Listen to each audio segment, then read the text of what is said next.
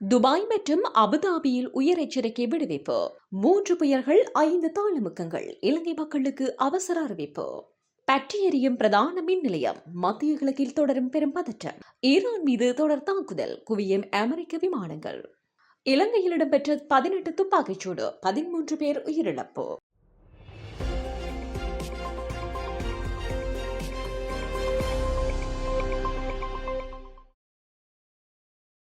Dubai மற்றும் Abu Dhabi விமான நிலையங்களுக்கு அருகில் உள்ள குடிமக்களை வெளியேறுமாறு ஐக்கிய அரபு அமீரகத்திடம் ஈரான் அறிவுறுத்தியுள்ளது. ஐக்கிய அரபு அமீரகத்திற்கு ஈரான் விடுத்த எச்சரிக்கை. துபாயும் அபுதாபியும் ஒருமிக்க பெரிய பிராந்திய நெருக்கடியின் ஒரு பகுதியாக மாறியுள்ளது. அந்த செய்தியின்படி இரு நகரங்களிலும் உள்ள விமான நிலையங்களுக்கு அருகிலுள்ள பொதுமக்கள் வெளியேற வேண்டும். இது இந்த மோதல் இனி ஈரான் மற்றும் அமெரிக்காவுக்குள் மட்டும் கட்டுப்படுத்தப்படாது என்பதற்கான ஒரு சமிக்ஞையாகும். விமான நிலையங்கள் அபாயகரமான பகுதிகளாக மாறும்போது அதன் தாக்கம் வீரர்கள் மற்றும் ஏவுகணைகளை தாண்டி வெகு தூரம் பரவுகிறது. அது திடீரென தாங்களை போரின் விளிம்பிற்கு மிக அருகில் நிற்பதாக கண்டுகொள்ளும் குடும்பங்கள், பயணிகள், தொழிலாளர்கள், சுற்றுலா பயணிகள் மற்றும் சாதாரண மக்களையும் பாதிக்கின்றது. இப்படித்தான் பதற்றம் அதிகரிக்கிறது. முதலில் தலைவர்கள் ராணுவ இலக்குகளை பற்றி பேசுகின்றார்கள். பின்னர் உட்கட்டமைப்புகள் அபாயத்திற்கு உள்ளாகின்றன. அதன் பின்னர் நிலைமை மாறுவதற்குள் பொதுமக்கள் வெளியேறுமாறு அறிவுறுத்தப்படுகின்றார்கள். இந்த எச்சரிக்கை வளைகுடா அரசாங்கங்களுக்கு அழுத்தம் கொடுப்பதற்காகவோ, அமெரிக்க நடவடிக்கைகளை எடுப்பதற்காகவோ அல்லது ஒரு பரந்த தாக்குதலுக்கு தயாராகுவதற்காகவோ விடுக்கப்பட்டதா என்பது ஒருபுறம் இருக்க, ஒரு விஷயம் தெளிவாகிறது. இந்த பிராந்தியம் மிகவும் அபாயகரமான ஒரு கட்டத்திற்குள் நுழைகிறது. போர் விமான நிலையங்களை எட்டும் போது அது கட்டுப்படுத்தப்பட்டு விட்டது என இனி யாராலும் பாசாங்கு செய்ய முடியாது எனவும் குறிப்பிடப்பட்டுள்ளது. எல்னினோவினுடைய தாக்கம். அக்டோபர், நவம்பர் மாதங்களில் 3 புயல்கள், 5 தாளமுக்கங்கள் உருவாகுமா? எல்னினோ காரணமாக உலகளாவிய வானிலை மாறுபாடுகள் அதிகரித்து வரும் நிலையில் வட இந்திய பெருங்கடல் பகுதியில் அக்டோபர் மற்றும் நவம்பர் மாதங்களில் 3 புயல்கள் மற்றும் 5 தாளமுக்கங்கள் உருவாக வாய்ப்பிருப்பதாக வானிலை நிபுணர்கள் தெரிவிக்கின்றனர். இதன் காரணமாக கனமழை, பலத்த காற்று, வெள்ளப்பெருக்கு, கடல் கொந்தளிப்பு, நிலச்சரிவு அபாயம் ஏற்படுவதற்கான வாய்ப்புகள் இருப்பதாக தகவல் வெளியாகியுள்ளது. குவைட் அல்-ஷுவைக் பகுதியில் மின்சாரம் மற்றும் தண்ணீரை வழங்கும் பிரதான மின் நிலையம் மற்றும் கடல் நீர் சுத்திகரிப்பு நிலையம் மீது ஈரான் நடாத்திய தாக்குதலின் காட்சியே இதுவாகும். ஈரான் மீதான மிகப்பெரிய அமெரிக்க தாக்குதல்களின் பிரதான செயற்பாடு தளமாக மத்திய கிழக்கில் கட்டாரை விடவும் குவைட் முன்னணி வகிப்பது குறிப்பிடத்தக்க விடயமாகும்.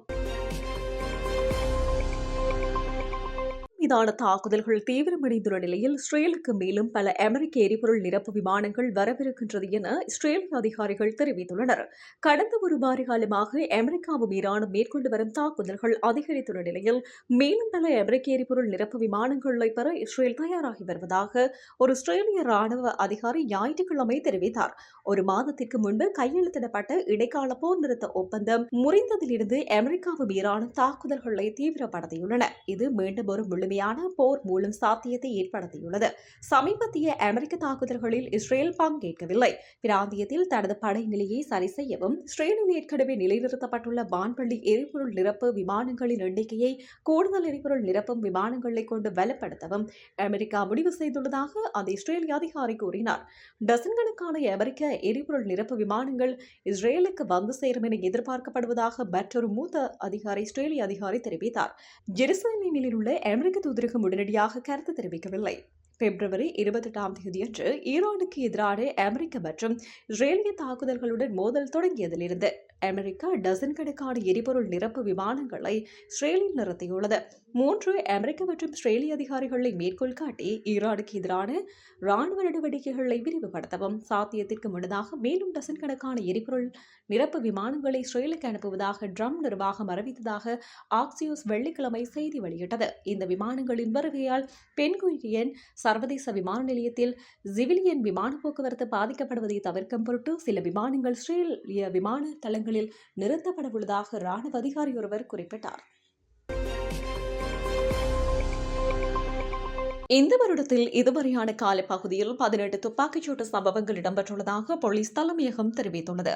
கடந்த 24 மணித்தியாலங்களில் பிளியந்தலை மற்றும் தெஹிவள்ளி போலீஸ் பிரிவுகளில் இடம்பெற்ற 2 துப்பாக்கிச்சூட்டு சம்பவங்களுடனேயே இந்த எண்ணிக்கை பதிவாகியுள்ளது. இவ்வாறு இடம்பெற்ற துப்பாக்கிச்சூட்டு சம்பவங்களில் மொத்தமாக 13 பேர் உயிரிழந்ததுடன் 10 பேர் காயமடைந்துள்ளதாக போலீசார் தெரிவிக்கின்றனர். துபாய் மற்றும் அபுதாபியில் உயர் எச்சரிக்கை விடுவிப்பு. 3 புயல்கள் 5 தாளமுக்கங்கள். இலங்கை மக்களுக்கு அவசர அறிவிப்பு. பற்றி எரியும் பிரதான மின் நிலையம். மத்திய கிழக்கில் தொடரும் பெரும் பதற்றம். ஈரான் மீது தொடர் தாக்குதல். குவியும் அமெரிக்க விமானங்கள். இலங்கையில் இடம்பெற்ற 18 துப்பாக்கிச்சூடு. 13 பேர் உயிரிழப்பு.